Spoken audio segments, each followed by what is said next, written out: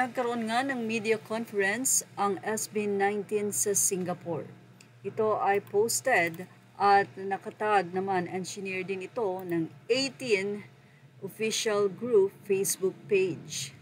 At mula nga kay Andrew Amadeus Chavez, Singapore Media Conference happening now, SB19 back in Singapore, SB19 official, hashtag SB19, hashtag SB19 Singapore Power.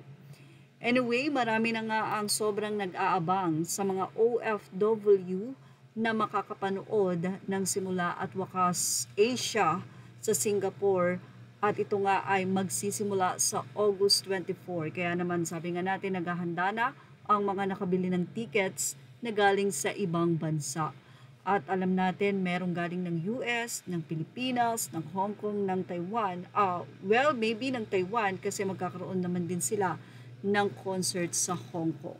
Almost sold out dahil kung di tayo nagkakamali, nasa 700 na lang ang natitirang tickets. Kaya naman sa maghapon ngayong Sabado ay may mga available pa sa mga nais bumili at masaksihan ang simula at wakas World Tour ng SB19.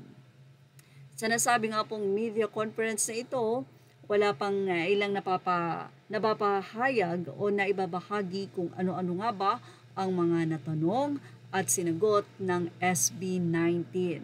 Well, naitanong kaya dyan kung may mga special person na sa buhay ang mahalima. Sure na sure ang sasagot ng mga yan, pare-pareho. Meron na ang 18. Anyway, say ni Andrea Avinoha of Piazza, SB19 International Acknowledgement is a notable milestone in their career, showcasing their impressive skills and commitment to their craft. Their global fan base is a testament to their enduring appeal.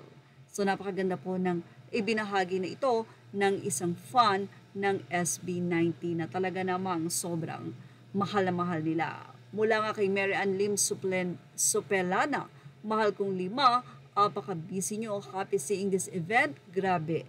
So SG, wow. Anyway, marami pong nagtatanong kung kasama po ba ang W3, ang dancer po ng SB19 dahil hindi nila ito nakasama sa North America tour nila o World Tour Concert.